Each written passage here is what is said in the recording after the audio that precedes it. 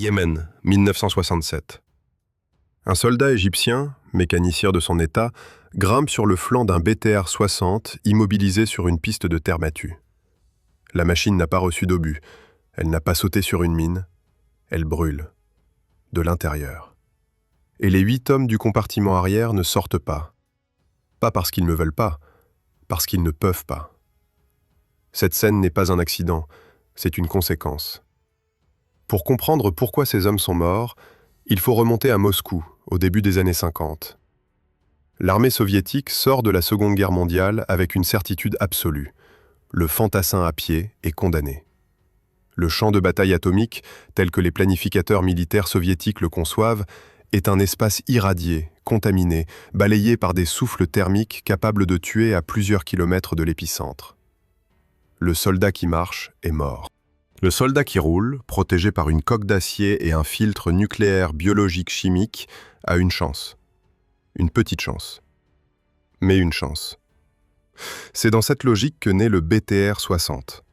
Non pas comme un véhicule de combat, mais comme un outil de survie collective sur un champ de bataille que personne n'avait encore jamais vu.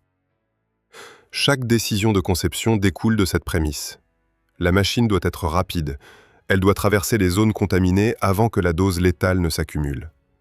Elle doit être légère. Elle doit franchir les ponts endommagés, les routes défoncées par les cratères. Elle doit être amphibie. Les cours d'eau ne seront plus franchissables par les ponts détruits. Et elle doit transporter 10 hommes en état de combattre à l'arrivée. Chaque contrainte est raisonnable. L'ensemble est une condamnation à mort. La première décision qui tue est celle du blindage. Pour atteindre la vitesse requise, 90 km/h sur route, 10 km/h à l'ainage, la masse doit être contenue. Les ingénieurs soviétiques choisissent un blindage de 7 à 9 mm sur les flancs, suffisant pour arrêter les balles de pistolet, insuffisant pour arrêter les balles de fusil de calibre ordinaire à courte distance, suffisant pour créer une illusion de protection, insuffisant pour constituer une protection réelle. Ce n'est pas une erreur de calcul, c'est un compromis assumé. La vitesse contre la survie. Et les planificateurs ont choisi la vitesse, parce que sur le champ de bataille atomique qu'ils imaginaient, s'arrêter était la vraie mort.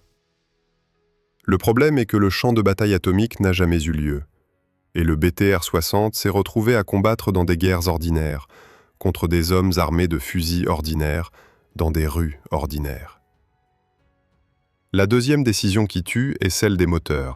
2 moteurs à essence gaz 49B, chacun de 85 chevaux, placés dans un compartiment situé à l'arrière de la coque, séparé du compartiment des troupes par une cloison métallique.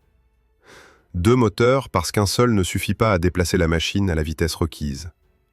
2 moteurs à essence parce que le diesel de puissance équivalente n'est pas disponible en quantité suffisante dans les délais imposés par le programme. L'essence brûle, c'est sa nature. Un moteur diesel frappé par un projectile fuit, coule, parfois s'enflamme. Un moteur à essence frappé par un projectile s'enflamme presque toujours. Dans un véhicule blindé, la différence entre ces deux comportements se mesure en secondes. Et les secondes, quand on est enfermé dans une coque d'acier, sont tout ce qu'on possède. Les planificateurs soviétiques le savaient. Les archives indiquent que la transition vers des moteurs diesel pour les véhicules blindés de transport de troupes était une priorité reconnue depuis la fin des années 50. Elle a pris 2 décennies à se concrétiser. Mais c'est la 3e décision qui transforme le BTR-60 de véhicule dangereux en piège mortel. La disposition des sorties. Le compartiment avant abrite le conducteur et le commandant de bord. Chacun dispose d'une trappe individuelle. En cas d'urgence, ils ouvrent, ils sortent. Le mouvement prend quelques secondes. C'est brutal, c'est difficile, mais c'est possible. Le compartiment arrière abrite 8 soldats en tenue de combat complète, avec leur armement, leurs équipements, leurs munitions. Ces 8 hommes disposent de 2 trappes circulaires situées dans le toit du véhicule. Le diamètre de chaque trappe est calculé pour laisser passer un homme sans équipement dans des conditions normales. En tenue de combat complète, le passage est contraint. En situation d'urgence, avec la fumée, la chaleur, la panique et d'autres hommes qui cherchent la même sortie au même moment, le passage devient un goulot d'étranglement. Les manuels soviétiques d'utilisation du BTR-60 indiquaient une procédure d'évacuation d'urgence.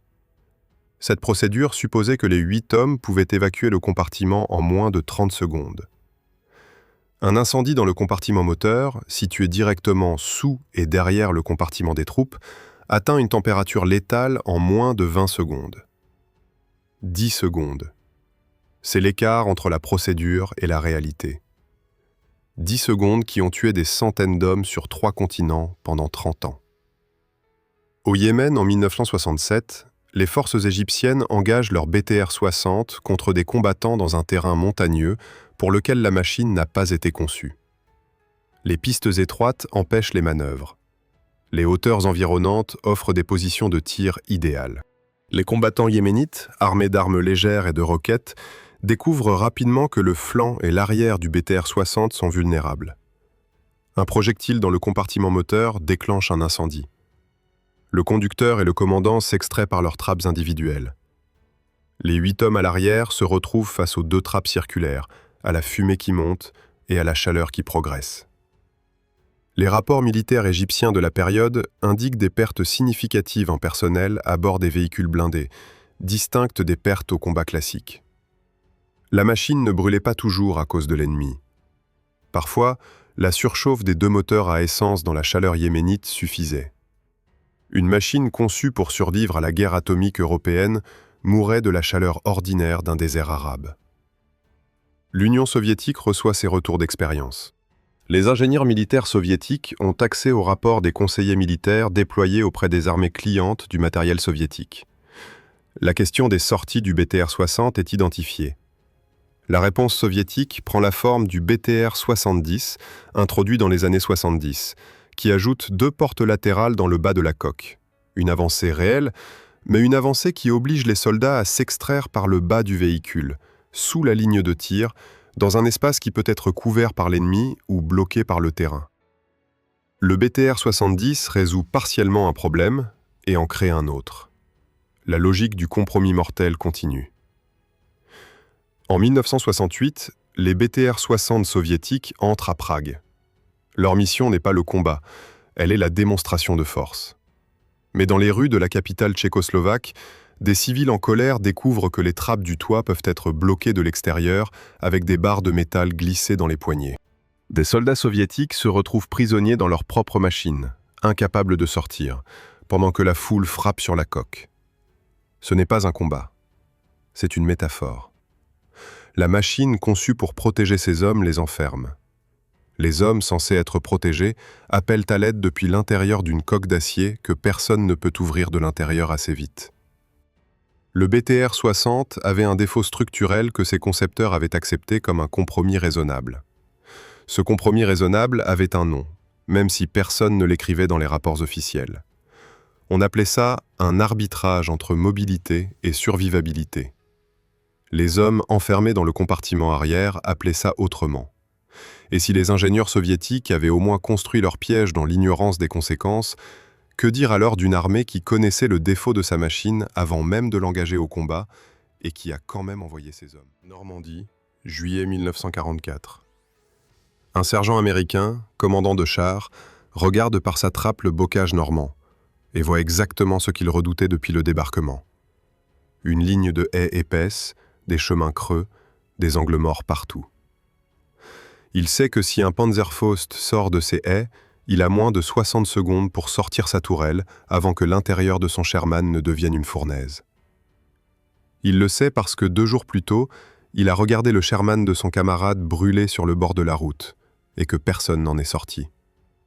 Ce sergent n'est pas malchanceux, il est statistiquement représentatif. Pour comprendre ce qui se passe dans les bocages normands en cet été 44, il faut remonter à une décision prise à Washington plusieurs années plus tôt. L'armée américaine avait développé une doctrine blindée fondée sur une séparation stricte des rôles. Le char moyen, le Sherman, n'était pas conçu pour affronter les chars ennemis. Cette mission revenait aux chasseurs de chars, des véhicules spécialisés armés de canons anti-chars puissants. Le Sherman devait percer les lignes d'infanterie, exploiter les brèches, progresser rapidement. La vitesse et la disponibilité en masse primaient sur la puissance de feu et la protection. Cette doctrine était cohérente sur le papier. Elle supposait que les chasseurs de chars seraient toujours là quand les Sherman rencontreraient des Panzers. En Normandie, ils n'étaient jamais là au bon moment. Le Sherman M4 pèse environ 30 tonnes dans ses versions les plus courantes. Son blindage frontal atteint 51 mm dans les premières versions. Le canon anti-char allemand PAC-40, que l'on trouve sur pratiquement tous les véhicules blindés allemands de la période, perfore ce blindage à plus de 800 mètres de distance. En Normandie, les engagements se produisent souvent à moins de 200 mètres, dans des chemins creux où les chars ne peuvent pas manœuvrer. À 200 mètres, le PAC-40 perfore le Sherman comme une feuille de papier. Les équipages américains le savent. Ils ont appris à calculer leurs chances, non pas en probabilité de survie, mais en nombre de touches avant destruction. Et ce nombre est rarement supérieur à 1. Ce qui transforme le Sherman de char vulnérable en crématorium roulant, c'est la disposition de ses munitions. Dans les premières versions du M4, les obus sont stockés dans des racks situés sur les côtés du compartiment de combat, au niveau des hanches des servants. Ces racks ne sont pas blindés de manière indépendante. Quand un projectile perce la coque et frappe un rack de munitions, la détonation est quasi instantanée. Les témoignages de survivants de cette période décrivent une boule de feu qui remplit l'intérieur de la tourelle en moins d'une seconde. Le temps de réaction humain est d'environ 2/10 de seconde. L'arithmétique est sans appel. Les équipages américains avaient trouvé un nom pour cette caractéristique.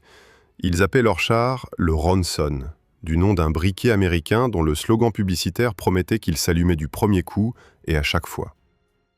Les soldats allemands, de leur côté, avaient leur propre surnom, Tommy Cooker, la cuisinière à Tommy, en référence aux soldats britanniques qui utilisaient également le Sherman. 2 armées ennemies, sans concertation possible, avaient inventé la même blague sur la même machine. Quand l'ennemi et ses propres utilisateurs trouvent le même humour noir pour décrire votre équipement, le problème est au-delà du déni. Ce qui rend cette histoire particulièrement difficile à accepter, c'est que la solution existait déjà. Les ingénieurs britanniques avaient identifié le problème des racks de munitions dès 1942, lors des combats en Afrique du Nord. Leur réponse s'appelait le wet stowage, le stockage humide. Les obus étaient placés dans des conteneurs entourés d'un mélange d'eau et d'antigel. En cas de perforation de la coque, le liquide absorbait une partie de la chaleur du projectile et retardait suffisamment la détonation pour permettre à l'équipage de s'extraire. Les tests britanniques montraient une réduction significative des incendies catastrophiques avec ce système. Les Britanniques avaient commencé à équiper leur Sherman de cette modification à partir de 1943. L'armée américaine était au courant. Les liaisons techniques entre les deux armées fonctionnaient. Les rapports circulaient. Et pourtant, la majorité des Sherman américains qui débarquent en Normandie en juin 1944 ne disposent pas du wet stowage. La décision d'adopter cette modification à grande échelle pour les unités américaines n'intervient qu'au cours de l'été 1944, alors que les pertes en Normandie rendent le problème impossible à ignorer plus longtemps. Entre le moment où la solution est connue et le moment où elle est généralisée, des centaines d'équipages américains ont brûlé dans des chars qui auraient pu être rendus moins mortels. L'été 1944 en Normandie produit des statistiques que l'armée américaine a mis des décennies à étudier sérieusement. Les unités blindées américaines perdent des chars à un rythme qui dépasse les capacités de remplacement initiales prévues par la logistique. Certains régiments blindés perdent l'équivalent de leur dotation complète en chars plusieurs fois au cours de la campagne de Normandie, remplacés par des machines neuves arrivant directement des ports de débarquement. Un équipage de Sherman qui survit à 3 destructions de son véhicule est considéré comme un vétéran expérimenté. La majorité des équipages ne survivent pas à 3 destructions.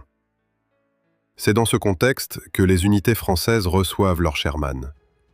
La première armée française du général de Lattre de Tassigny combat en Alsace et sur le Rhin pendant l'hiver 1944 et 1945 avec des M4 fournis dans le cadre du programme de pré-bail américain. Les tankistes français affrontent les mêmes problèmes que leurs alliés américains, la vulnérabilité aux armes anti-chars allemandes, le risque d'incendie, la nécessité d'évacuer une machine en feu dans un temps que la physique rend souvent impossible. Les archives de la première armée française documentent des pertes en blindés significatives pendant la campagne d'Alsace, dans des conditions hivernales où les équipages blessés ont encore moins de chances de s'extraire d'un char en feu avant de succomber au froid. La guerre ajoute ses propres couches de cruauté aux défauts de conception. Ce que les tankistes français et américains partagent en cet hiver 44, c'est une connaissance intime et quotidienne de leur machine qui ne ressemble en rien aux spécifications techniques des bureaux d'études. Ils savent exactement quel angle d'impact provoque l'incendie immédiat et lequel donne peut-être 2 secondes supplémentaires. Ils savent que la trappe du commandant s'ouvre plus facilement que celle du conducteur quand la machine est sur un flanc. Ils savent que si le servant radio est le premier touché, personne d'autre n'a le temps de passer par sa position pour atteindre la sortie. Cette connaissance ne s'apprend pas dans les manuels. Elle s'acquiert en regardant mourir ses camarades. Le général Leslie McNair, architecte en chef de la doctrine blindée américaine qui avait privilégié la vitesse et la masse sur la protection, est tué en Normandie en juillet 1944. Non pas par un char allemand, non pas par un obus anti-char, mais par des bombes américaines lors d'une frappe de saturation destinée à percer des lignes allemandes à Saint-Lô. L'homme qui avait construit la doctrine du char léger et rapide est mort sous les bombes de sa propre armée, loin de tout char, dans une ironie que l'histoire militaire a rarement égalée. Sa doctrine a survécu à sa mort et a continué à envoyer des équipages dans les Sherman jusqu'à la fin de la guerre. La version wet stowage du Sherman, quand elle est enfin généralisée, réduit effectivement le nombre d'incendies catastrophiques. Elle ne supprime pas la vulnérabilité au blindage. Elle ne compense pas l'infériorité du canon face au Panzer IV tardif et au Panther. Elle rend la mort moins probable sans la rendre improbable. C'est un progrès réel dans la mauvaise direction. Améliorer une mauvaise machine plutôt que de concevoir une meilleure machine. Les Alliés produisent des Sherman en quantité suffisante pour accepter des pertes que l'Allemagne ne peut pas remplacer. C'est une stratégie qui fonctionne. Elle fonctionne en utilisant les équipages comme variable d'ajustement. La guerre se termine. Les Sherman survivants finissent dans les parcs de matériel excédentaire, vendus ou donnés à des dizaines d'armées à travers le monde. La machine que ses propres équipages appelaient un crématorium roulant devient l'épine dorsale de nombreuses forces blindées du tiers-monde pendant les décennies suivantes. Elle combat en Corée, au Moyen-Orient, en Amérique latine. Partout où elle va, elle emporte avec elle le même défaut fondamental, une vulnérabilité aux armes anti-chars que son blindage ne peut pas compenser. Et partout où elle va, des équipages découvrent ce que les tankistes normands savaient déjà en 1944. Mais si le Sherman était une machine de la Seconde Guerre mondiale rattrapée par les réalités d'un conflit plus dur que prévu, et si le BTR-60 était un compromis entre des contraintes industrielles et des exigences doctrinales, il existait en Union soviétique, à la fin des années 50, une ambition différente. Une ambition qui ne voulait pas faire des compromis. Une ambition qui voulait créer quelque chose de radicalement nouveau. Une machine qui transporterait les soldats et les ferait combattre en même temps. Une machine qui changerait la nature même de la guerre terrestre. Cette machine allait effectivement changer la guerre terrestre, mais pas exactement de la façon dont ses créateurs l'avaient imaginé. Kaboul, 1982. Un lieutenant soviétique reçoit l'ordre de faire monter sa section à l'intérieur de ses BMP-1 avant de s'engager sur la route de la vallée du Panchir. Il transmet l'ordre. Ses hommes l'écoutent. Puis, un par un, il remonte sur la coque et s'installe à l'extérieur, sur le blindage, accroché aux poignets et aux antennes, comme ils le font depuis des semaines. Le lieutenant les regarde. Il ne répète pas l'ordre. Il sait pourquoi ils font ça. Il ferait la même chose. Ce moment n'est pas une rébellion, c'est un diagnostic. Pour comprendre ce que ce lieutenant et ses hommes ont compris que les planificateurs de Moscou n'avaient pas prévu, il faut remonter à la fin des années 50, dans les bureaux d'études soviétiques, où naît une idée qui va révolutionner la guerre terrestre. L'armée soviétique sort des années 50 avec une certitude nouvelle. Le BTP classique, véhicule de transport sans ambition combattante, est une solution insuffisante. Transporter les soldats jusqu'au bord du champ de bataille, puis les faire descendre pour combattre à pied, c'est accepter une rupture de rythme qui peut coûter la victoire. La vision soviétique du conflit européen futur suppose des percées rapides, des exploitations de brèches à vitesse maximale, des colonnes blindées qui ne s'arrêtent pas. Dans cette vision, le fantassin qui descend de son véhicule est déjà en retard. La réponse à ce problème s'appelle le véhicule de combat d'infanterie. Une machine qui transporte les soldats et leur permet de combattre depuis l'intérieur, sans descendre, sans s'exposer, sans perdre le rythme de l'avance blindée. La BMP-1, mise en service en 1966, est la première réalisation concrète de cette idée dans le monde entier. Elle impressionne immédiatement les observateurs occidentaux lors de sa première apparition publique, lors du défilé du 7 novembre 1967 sur la place Rouge. Les attachés militaires étrangers présents envoient des rapports urgents à leur capitale. Rien de comparable n'existe en Occident à cette date. La BMP-1 est une machine ambitieuse jusqu'à l'excès. Elle pèse moins de 13 tonnes, ce qui lui permet d'atteindre 65 km/h sur route et de traverser les rivières à la nage. Elle est armée d'un canon de 73 mm capable de détruire des véhicules blindés légers, complété par un lance-missiles anti-char Malyutka pour les cibles plus protégées. Elle transporte 8 soldats dans un compartiment arrière équipé de meurtrières, des ouvertures dans la coque qui permettent aux fantassins de tirer depuis l'intérieur pendant que la machine avance. Sur le papier, c'est une synthèse parfaite entre protection, mobilité et puissance de feu. Sur le papier, c'est le futur de la guerre terrestre. Le premier problème est le blindage. Pour atteindre 13 tonnes avec toutes ses capacités, les ingénieurs soviétiques ont accepté un blindage frontal de 19 mm dans les zones les plus protégées et de 6 mm sur certaines parties des flancs et du toit. Ce blindage arrête les éclats d'obus et les balles légères. Il ne résiste pas aux mitrailleuses lourdes à partir de certaines distances, ni aux obus perforants, ni aux roquettes anti-chars. La BMP-1 est blindée pour un champ de bataille européen où l'ennemi principal est l'infanterie soviétique adverse, pas pour un environnement où chaque homme peut porter une roquette capable de la traverser de part en part. Le deuxième problème est la disposition des munitions du canon principal. Les obus du canon de 73 mm sont stockés dans un carrousel dans le compartiment de combat, à proximité immédiate du servant. Quand un projectile pénètre la coque et frappe ce carrousel, la détonation est catastrophique et quasi instantanée. Les ingénieurs soviétiques avaient analysé les données de survie des équipages de chars de la Seconde Guerre mondiale. Ils avaient intégré ces données dans leurs calculs de protection pour les chars lourds. Pour la BMP-1, les contraintes de masse avaient primé sur ces calculs. Le troisième problème est le plus cruel parce qu'il est le plus difficile à voir sur un plan. Les 8 soldats du compartiment arrière entrent par une porte à double battant située à l'arrière de la coque. Cette porte est leur seule sortie rapide. En situation normale, elle s'ouvre vers l'extérieur et les soldats peuvent évacuer en quelques secondes.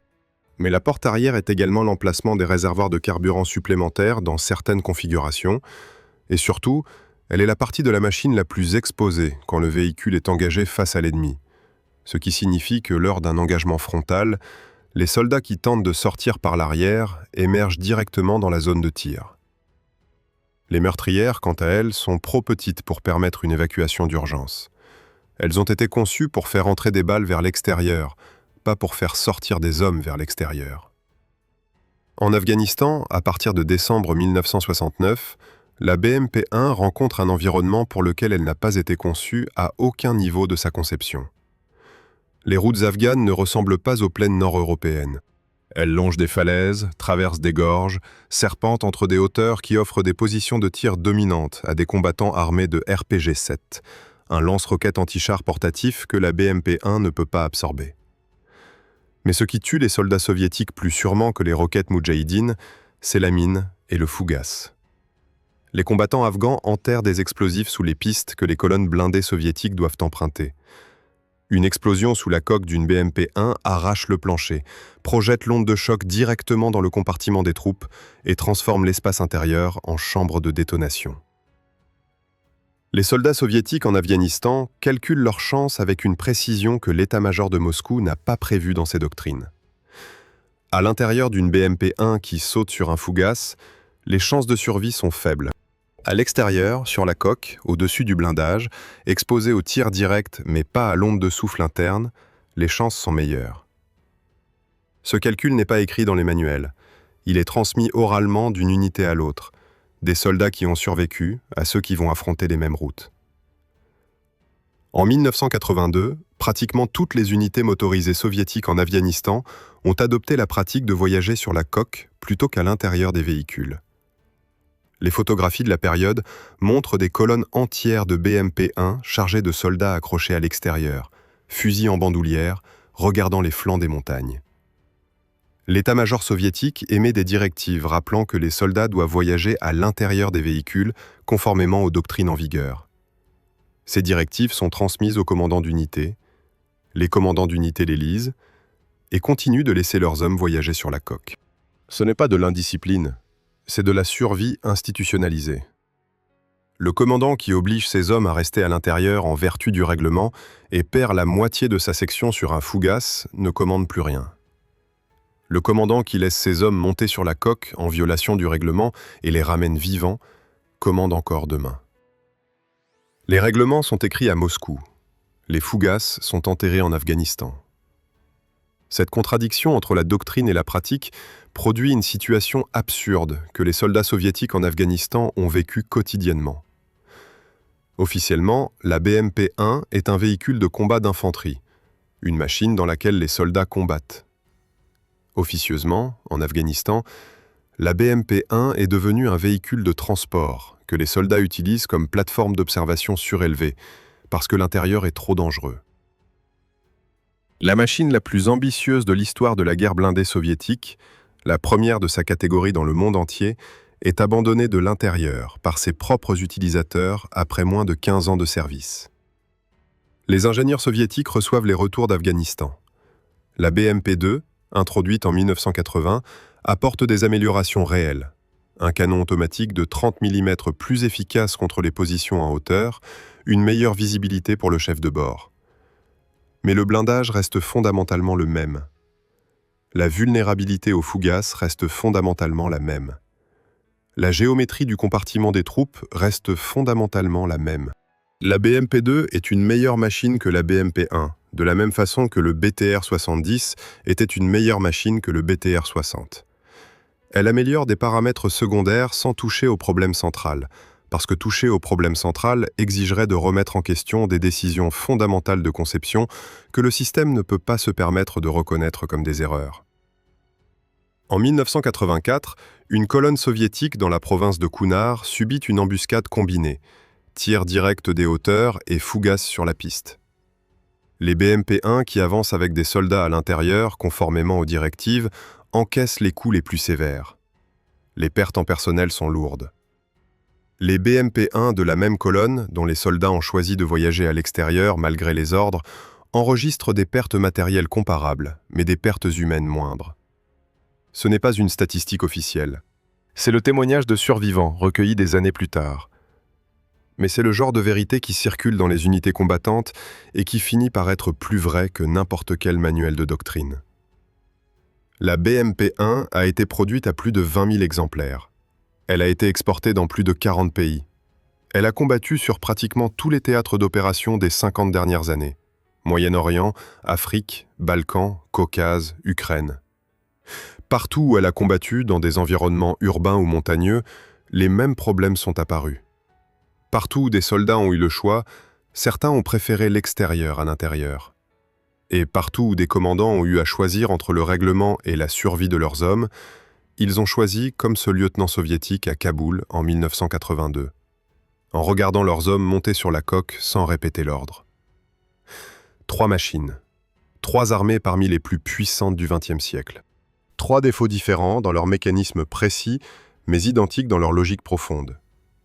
À chaque fois, une contrainte raisonnable, la masse, la vitesse, le coût, le délai, a conduit à un compromis sur la survivabilité des hommes à l'intérieur. À chaque fois, ce compromis a été accepté par des ingénieurs compétents et des officiers expérimentés qui avaient de bonnes raisons pour chaque décision individuelle. À chaque fois, c'est l'ensemble de ces bonnes raisons qui a tué. Mais alors, la question qui reste ouverte n'est pas celle du passé. Les machines dont nous avons parlé appartiennent à des générations révolues. La question est celle du présent. Les véhicules blindés modernes, le Puma allemand, le CV-90 suédois, le VBCI français, le Bradley américain dans ses dernières versions, ont-ils résolu ces problèmes fondamentaux ? Ont-ils trouvé comment transporter des soldats, les protéger et leur permettre d'en sortir vivants quand tout se passe mal?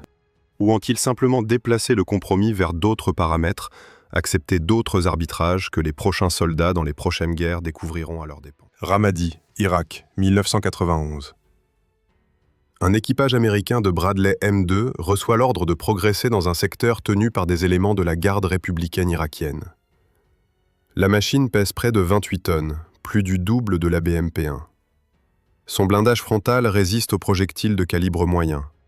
Son canon automatique de 25 mm domine largement le canon soviétique de 73 mm en précision et en cadence. Et surtout, les 6 soldats du compartiment arrière disposent d'une rampe hydraulique à l'arrière qui s'ouvre en moins de 4 secondes. Pas 2 trappes circulaires dans un toit, pas une porte à double battant. Une rampe. 4 secondes. Ce détail de 4 secondes représente 30 ans de leçons tirées du sang des autres. Pour comprendre comment les armées occidentales ont répondu aux défauts que le BTR-60, le Sherman et la BMP-1 avaient rendus impossibles à ignorer, il faut d'abord comprendre ce que signifie apprendre une leçon dans un système militaire. Apprendre une leçon ne signifie pas lire un rapport et changer immédiatement de pratique.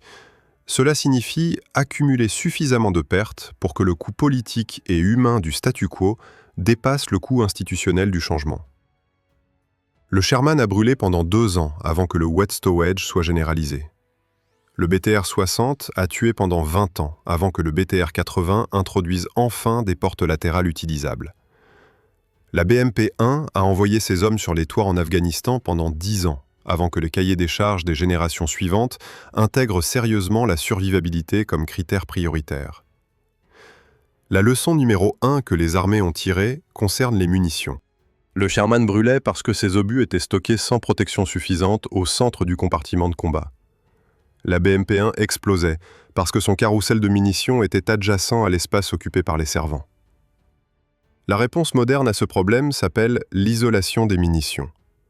Dans le Leclerc français, dans l'Abrams américain, dans le Léopard 2 allemand, les munitions principales sont stockées dans un compartiment séparé du reste du char par des cloisons blindées, équipées de panneaux d'évacuation de surpression qui s'ouvrent vers l'extérieur en cas de détonation. Si les munitions explosent, l'explosion cherche le chemin de moindre résistance, vers le ciel, pas vers l'équipage. Cette solution n'existait pas sur le Sherman. Elle était absente sur la BMP-1. Elle est aujourd'hui standard sur tous les chars de combat principaux de première ligne dans les armées de l'OTAN. La leçon numéro 2 concerne les sorties. 2 trappes circulaires dans un toit pour 8 hommes en tenue de combat complète, c'était le BTR-60. Une porte arrière unique donnant directement sur la zone de feu frontale, c'était la BMP-1 dans les engagements en terrain ouvert. La réponse moderne multiplie les options d'évacuation et les rend mécaniquement fiables sous stress. La rampe hydraulique du Bradley s'ouvre même quand la machine est sur un flanc, même quand l'électronique est endommagée, grâce à un système de secours manuel. Le VBCI français, véhicule de combat d'infanterie mis en service en 2008, dispose d'une porte arrière à ouverture rapide et d'une conception intérieure qui permet à 8 soldats en équipement complet d'évacuer en moins de 10 secondes dans les conditions normales. 10 secondes contre les 30 secondes théoriques du BTR-60 que le feu rendait fictive. Mais la leçon numéro 3 est la plus complexe, et c'est celle que les armées ont le plus de mal à intégrer complètement. Elle concerne le plancher. En Afghanistan, les fougasses tuaient non pas en perçant le blindage latéral, mais en transmettant l'onde de souffle à travers le plancher de la coque. Les chars et les véhicules blindés avaient été conçus pour résister aux menaces frontales et latérales, c'est là que viennent les obus, les projectiles perforants, les roquettes. Le plancher était le parent pauvre de la conception blindée, parce que le champ de bataille européen pour lequel ces machines étaient optimisées ne présentait pas la mine enterrée comme menace principale. L'Afghanistan soviétique, puis l'Irak et l'Afghanistan américain après 2001, ont changé cette hiérarchie des menaces de manière brutale et irréversible. La réponse à cette menace spécifique s'appelle la coque en V.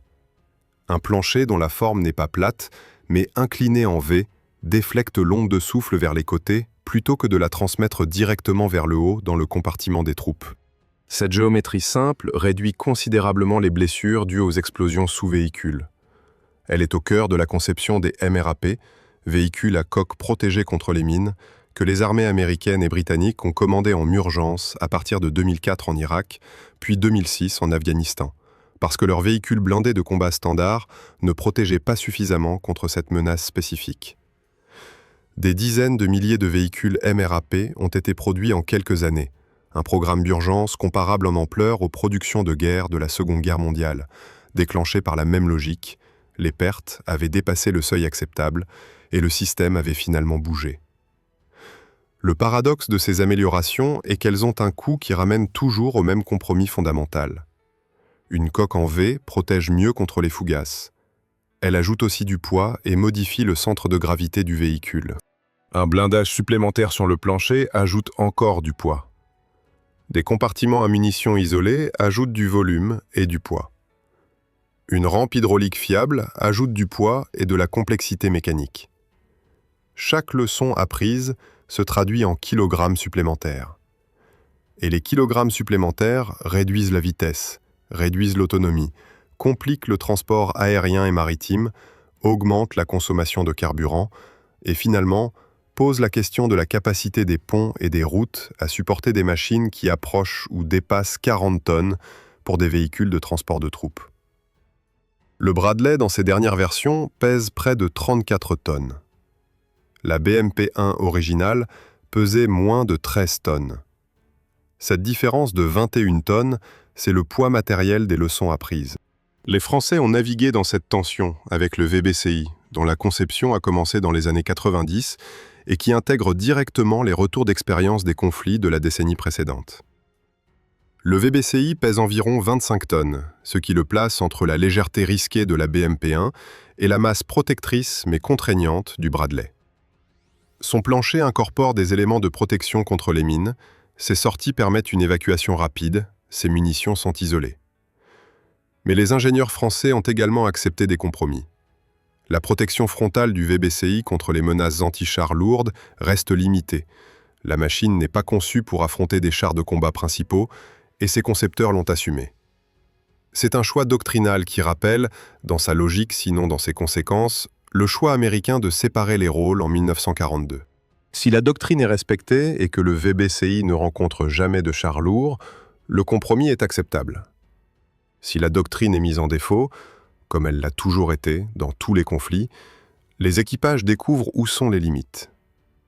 Ce qui a fondamentalement changé depuis le Sherman et le BTR-60, c'est la capacité à simuler et à tester avant de déployer. Les ingénieurs modernes disposent d'outils de modélisation qui permettent de calculer les trajectoires d'ondes de souffle, les températures d'incendie, les dynamiques d'évacuation avant que le premier prototype soit construit. Les procédures de test incluent désormais des critères de survivabilité des équipages qui n'existaient pas dans les années 40 ou 50. Il existe des standards formalisés, STANAG pour l'OTAN, qui définissent des niveaux de protection contre des menaces spécifiques et que les véhicules doivent atteindre avant d'être acceptés en service. Ces standards n'auraient pas pu sauver les tankistes normands de 1944. Ils auraient peut-être sauvé quelques-uns des soldats soviétiques du Panchir. Et pourtant, en 2015, dans le Donbass ukrainien, des BMP-1 et des BMP-2, engagés des deux côtés de la ligne de front, brûlent de la même façon qu'en Afghanistan 30 ans plus tôt. Des soldats ukrainiens et des séparatistes pro-russes meurent dans des machines dont les défauts fondamentaux n'ont pas changé, parce que les armées qui les utilisent n'ont pas les moyens de les remplacer. En 2023, dans les faubourgs de Bakhmout, des véhicules blindés soviétiques de troisième génération côtoient des véhicules occidentaux modernes sur le même champ de bataille. Les équipages des machines modernes survivent à des impacts que les équipages des machines soviétiques ne survivent pas. La différence n'est pas dans le courage des hommes. Elle est dans les décennies de leçons que certaines armées ont intégrées et que d'autres n'ont pas pu ou pas voulu intégrer. Le compromis entre protection et mobilité n'a pas disparu. Il s'est déplacé.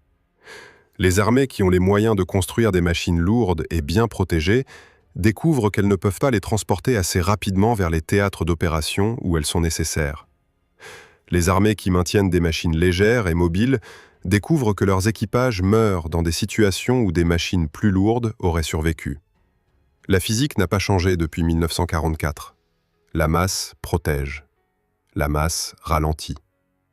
Choisir entre les deux, c'est choisir comment et où les hommes mourront, pas s'ils mourront. Ce que Sherman, BTR-60 et BMP-1 ont en commun avec les machines qui les ont remplacées, c'est cette vérité que les planificateurs militaires reformulent en termes doctrinaux sophistiqués, mais que les soldats ont toujours exprimé plus simplement. On t'envoie dans une machine. La machine a des limites que tu ne connais pas entièrement avant d'être au combat. Quand tu découvres ces limites, il est souvent trop tard pour en tirer une leçon personnelle. Les leçons se tirent sur les suivants. Et les suivants arrivent toujours. Washington, 1943. Un ingénieur du bureau d'études de l'Ordnance Department reçoit le rapport britannique sur le Wet'suwet'j. Il le lit. Il comprend ce que les chiffres signifient. Il rédige une note de synthèse recommandant l'adoption de la modification sur les Sherman de production américaine. Cette note entre dans le circuit administratif. Elle est examinée, commentée, renvoyée pour évaluation complémentaire, transmise à un comité, puis à un autre. Pendant ce temps, en Tunisie, en Sicile, en Italie, des équipages américains brûlent dans des chars dont la vulnérabilité est documentée dans cette même note qui circule entre les bureaux. Ce n'est pas de la négligence, c'est le fonctionnement normal d'un système. La question que Sherman, BTR Advan et BMP-EJ posent d'ensemble n'est pas une question technique. Les ingénieurs qui ont conçu ces machines n'étaient pas incompétents. Les officiers qui les ont acceptés en service n'étaient pas indifférents à la vie de leurs soldats. Les planificateurs qui ont rédigé les cahiers des charges n'étaient pas cyniques.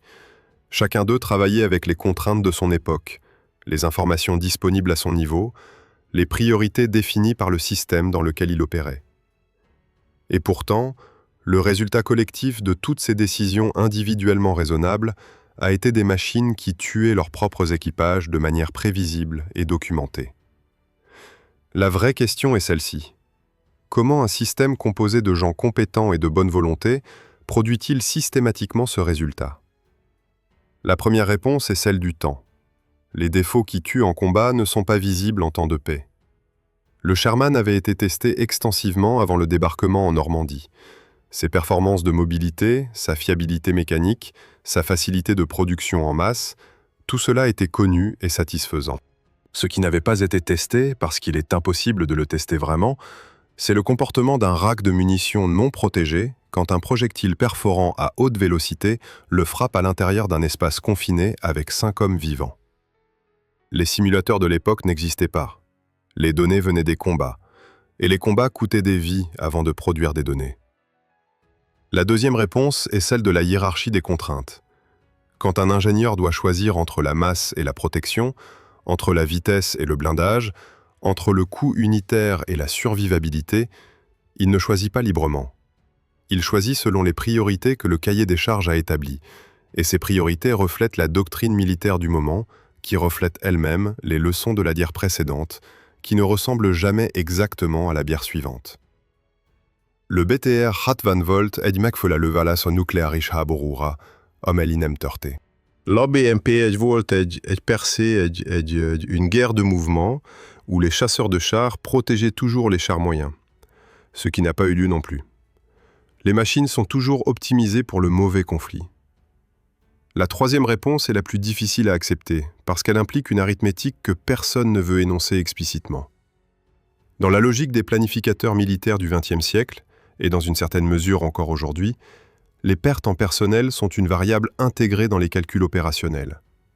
Pas de manière cynique et froide comme une comptabilité d'entreprise, mais de manière structurelle, comme une réalité que le système accepte sans la nommer.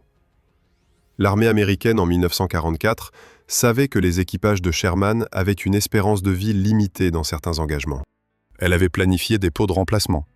Elle avait organisé la logistique de production pour alimenter ces remplacements. La machine qui brûlait était remplaçable. L'équipage qui brûlait avec elle était remplaçable aussi. Pas humainement, pas moralement, mais opérationnellement. Cette vérité n'était pas écrite dans les ordres. Elle était inscrite dans les chiffres. Ce que les soldats qui montaient sur le toit de leur BMP-EJ en Afghanistan avaient compris, c'est que cette arithmétique ne s'appliquait pas à eux de la même façon qu'elle s'appliquait aux planificateurs. Pour un planificateur à Moscou, la perte d'une section de 8 hommes dans un fougasse était une statistique dans un tableau de pertes hebdomadaires. Pour les 7 hommes qui avaient survécu parce qu'ils étaient sur la coque plutôt qu'à l'intérieur, c'était la confirmation que leur propre jugement valait mieux que la doctrine officielle. Le fossé entre ces deux perspectives, le planificateur et le soldat, n'a jamais été comblé. Il ne peut pas être comblé parce que les deux perspectives sont vraies simultanément et incompatibles. Il existe une ironie finale qui relie les 3 machines de ce récit d'une façon que leurs concepteurs n'auraient pas appréciée.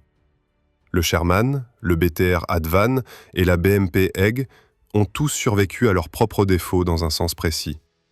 Ils ont continué à être utilisés longtemps après que leurs défauts étaient documentés, parce qu'ils étaient disponibles, parce qu'ils étaient produits en masse, parce que les remplacer coûtait plus cher politiquement et budgétairement que d'accepter les pertes qu'ils continuaient à générer.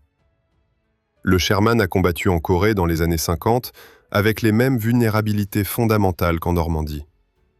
Le BTR Advan a combattu en Afghanistan dans les années 80 avec les mêmes trappes insuffisantes qu'au Yémen dans les années 60.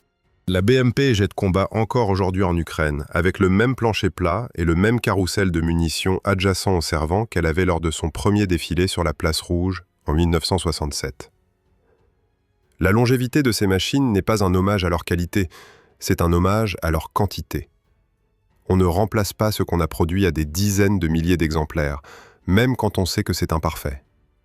On continue à envoyer des hommes dedans. Et les hommes, comme ils l'ont toujours fait, trouvent des façons de survivre malgré la machine, plutôt que grâce à elle. Ils montent sur les toits, ils modifient leurs itinéraires, ils développent des rituels superstitieux autour des places qui semblent moins dangereuses à l'intérieur du compartiment. Ils transmettent oralement les savoirs que les manuels n'écrivent pas. Ce savoir informel, transmis de soldat à soldat, de vétéran à recrue, est peut-être la réponse la plus honnête que l'histoire militaire ait produite face à ce problème. Ni les ingénieurs, ni les planificateurs, ni les généraux ne peuvent garantir la survie d'un homme dans une machine imparfaite engagée dans un conflit réel. Les soldats le savent. Ils ont toujours su. Et ils ont développé, dans chaque armée et dans chaque conflit, une intelligence collective de la survie qui ne doit rien au bureau d'études et tout à l'expérience accumulée de ceux qui sont revenus. La question qui reste ouverte, et elle restera ouverte tant qu'il y aura des conflits armés, est de savoir si les systèmes militaires modernes, avec leurs outils de simulation, leurs standards STANAG, leurs procédures de retour d'expérience formalisées, ont réellement réduit l'écart entre la machine telle qu'elle est conçue et la machine telle qu'elle tue. Ou si cet écart est simplement devenu plus difficile à voir parce que les machines coûtent plus cher, que les conflits impliquent moins de soldats et que les pertes sont moins visibles qu'en Normandie en 1944. En 2024, des BMP aigris brûlent en Ukraine. Leurs équipages meurent de la même façon que les équipages soviétiques mouraient en Afghanistan 40 ans plus tôt. Les images circulent sur les réseaux sociaux en temps réel, quelque chose qui n'existait pas en Normandie, pas au Yémen, pas dans le Panchir. La visibilité a changé. Les défauts fondamentaux, eux, n'ont pas changé. Ce n'est pas une conclusion. C'est une question posée à chaque génération de planificateurs, d'ingénieurs et de soldats. Jusqu'à présent, aucune génération n'y a répondu de manière satisfaisante.